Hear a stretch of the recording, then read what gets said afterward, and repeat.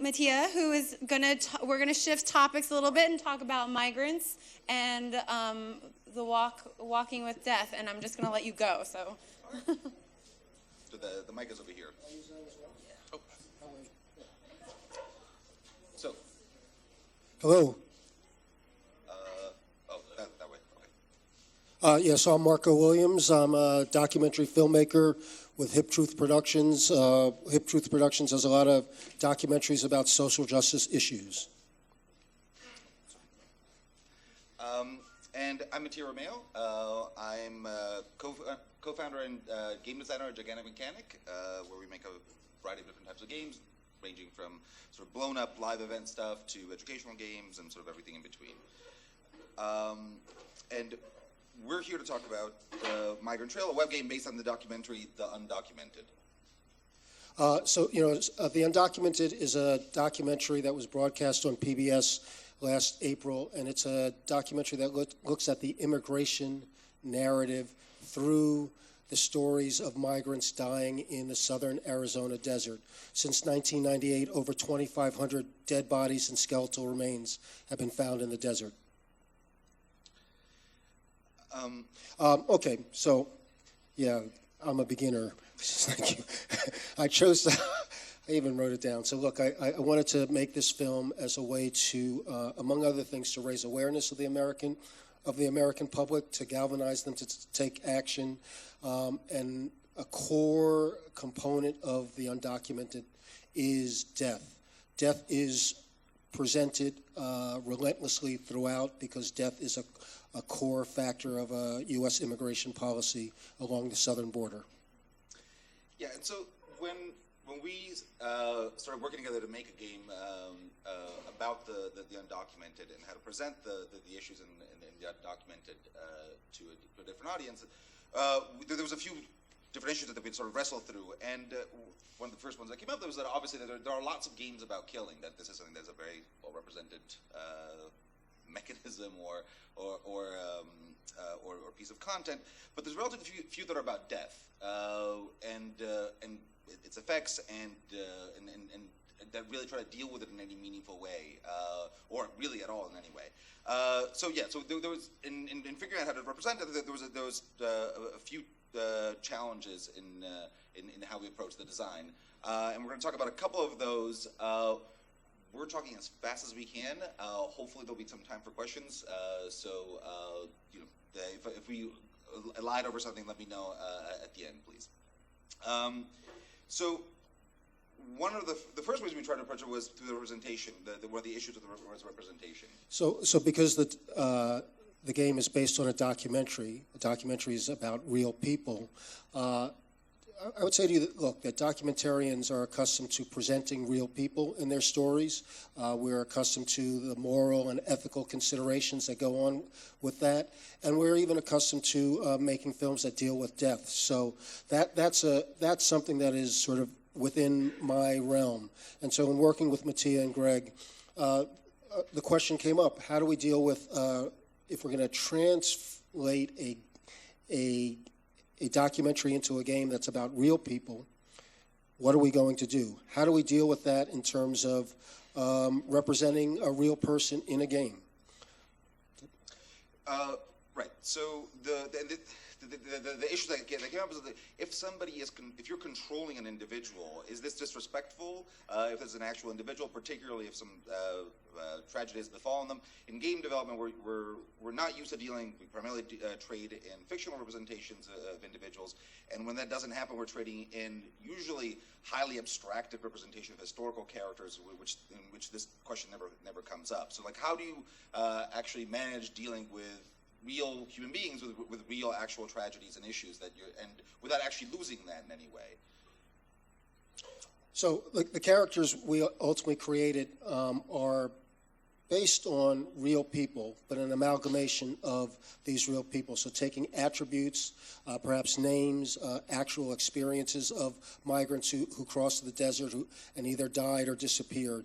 And so the goal was to kind of give a relative or a realism to these fictional characters, but they were clearly predicated on real real life and real events.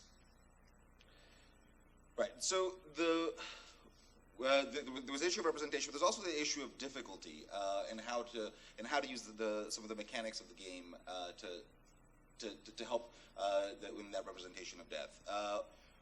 One of them was that we wanted to give players this visceral sense of how difficult and potentially deadly the desert crossing could be, and the issue comes up is that we're making a web game which traditionally has to be relatively open, and you don't really want to punish people, especially Greg and I, who come from a casual game design background. It's very difficult for us to think of really being very hard on players. It's like, oh no, we'll give you 3 stars instead of 4, and we're not going to kill you. That's crazy talk for a web game. But we had to sort of change our approach to that and make the game ever increasingly more difficult, to really try to get home the sense of how fraught this is, and to give people sort of a much more direct experience of what that might be. And throughout the development of the game, actually, like Marco was constantly pushing to make the game harder. At every opportunity, he would push to make the game more punishing, the likelihood of death being that much higher than we traditionally would have been comfortable with. Just to interject, because death is such a critical component of this narrative, it struck me that part of the gameplay needs to reflect that. And so this was a constant kind of ebb and flow in the creative process. Right. Sorry, direction. So in the end, this resulted in a game that was much harder than we would have normally expected for a web game.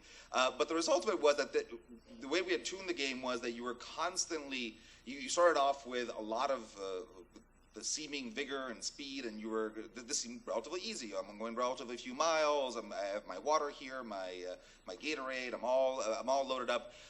But slowly, the sort of system would grind you down on a variety of different vectors, and players would often get relatively close to the border before dehydration kicked in or something else managed to kill them. And with the idea being that people repeating the experience over and over had a sense of how fraught this is and how unlikely this actually is often, and how difficult it is, and that it is not a resource problem to be optimized, to sort of bring home this visceral sense of the exhaustion and dehydration that these people feel.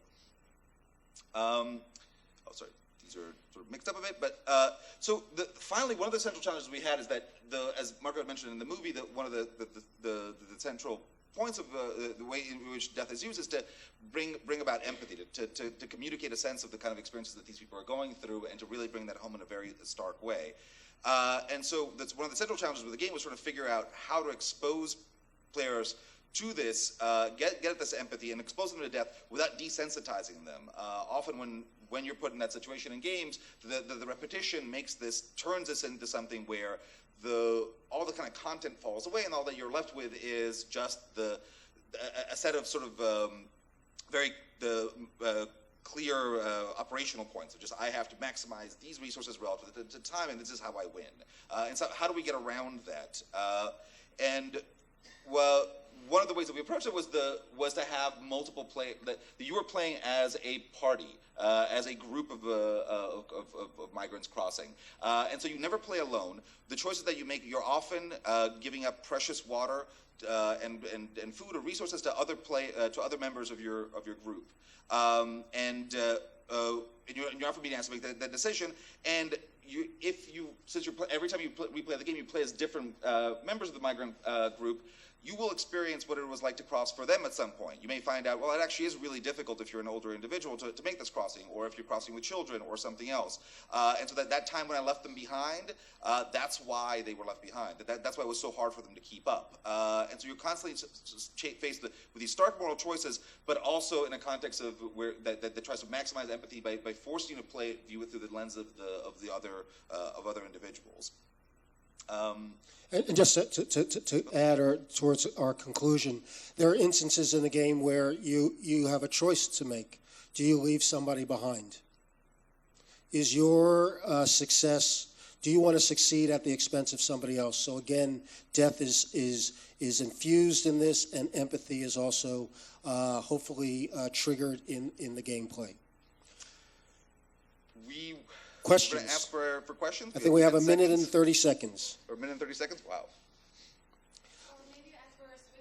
Okay. I did have a question or thought about one of the previous things. I just thought, shouldn't games for boys involve playing with dolls and cooking if it's going to work the other way? So, just a thought. Thank you very much.